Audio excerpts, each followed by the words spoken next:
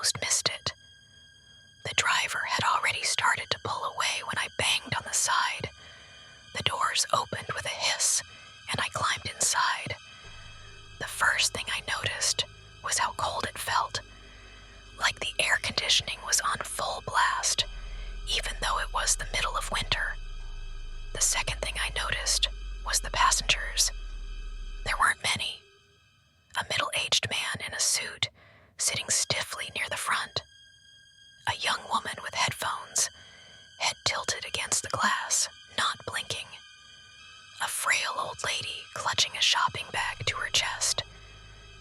The driver didn't look at me when I dropped my coins in.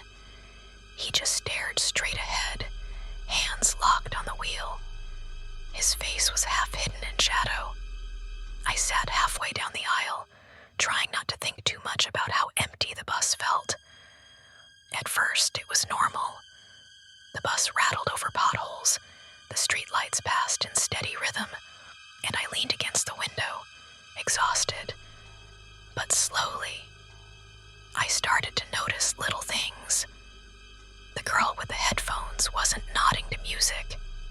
She was perfectly still, her chest rising and falling too slowly, like she was only pretending to breathe. The man in the suit kept clearing his throat, but never actually moved his mouth. His head faced forward, but in the reflection of the glass, I could swear his eyes were angled, right at me. The old lady shifted in her seat, clutching her shopping bag tighter. It rustled softly, and then something inside rustled back. We stopped at a traffic light. Or, at least, I thought we did. Because when I looked out the window, the street looked wrong. The shops were closed, the sidewalks empty. But the longer I stared, the more I realized the buildings weren't familiar. They were old-fashioned, their windows dark and shattered, signs written in languages I didn't recognize. The light turned green. The driver pressed the gas, but the farther we went, the less I recognized. I pulled out my phone. No signal, no Wi-Fi, nothing. Just a black screen reflecting my pale face. 10 minutes later, the bus screeched to a halt. The old woman stood up, clutching her bag. Without a word, she shuffled to the door. But when I looked outside, there was nothing. No sidewalk, no street, just blackness. She stepped off anyway. Her feet sank into the dark like it was liquid, and she was swallowed whole. The doors hissed shut. The bus moved on. My throat went dry. "Driver," I shouted. "Where are we going?" No response. The man in the suit turned his head slightly. Not much, just enough to let me know he'd heard me. And then, he smiled. I swear his teeth were too many, too sharp. The girl with the headphones lifted her head at last, slowly. Her lips moved silently, as if mouthing words I couldn't hear. But when I strained my ears, I realized I could. She was whispering my name. My whole body froze. I had never seen this girl in my life. How the hell did she know my name?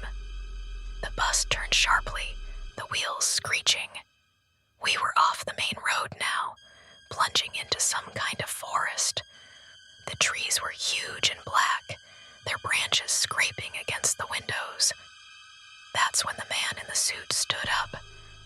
He walked to the front, leaned down, and whispered into the driver's ear.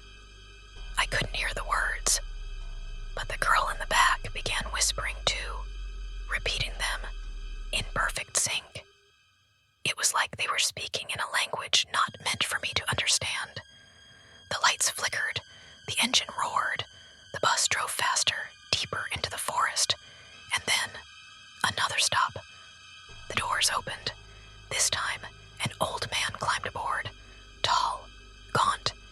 His eyes sunk deep into his skull. His clothes were ragged, like he had been walking for decades. He shuffled slowly down the aisle, and when he passed me, he stopped. He leaned close, his breath ice cold against my ear.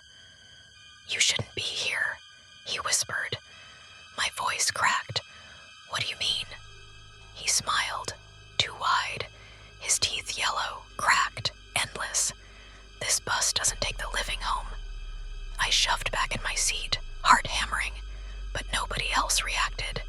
Not the man in the suit, not the girl, not even the driver. The old man sat across from me, hands folded neatly.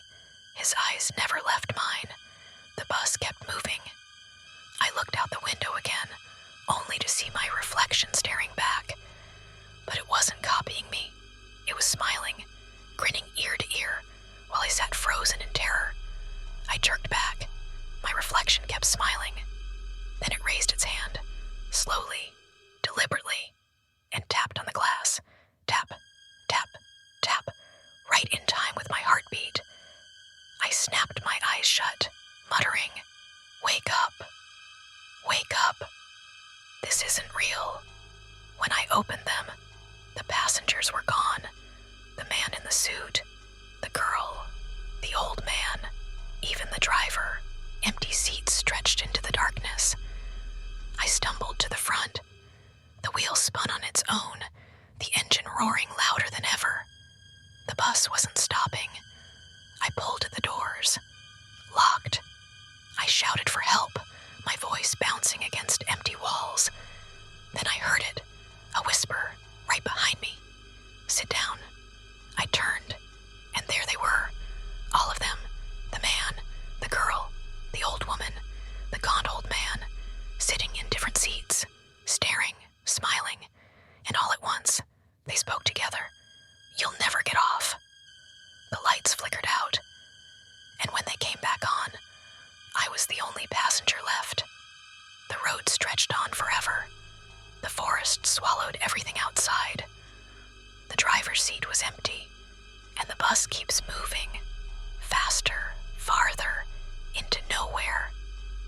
So if you ever miss your train, if you ever find yourself waiting for the last bus home at midnight, don't take it. Because once you do, you'll never get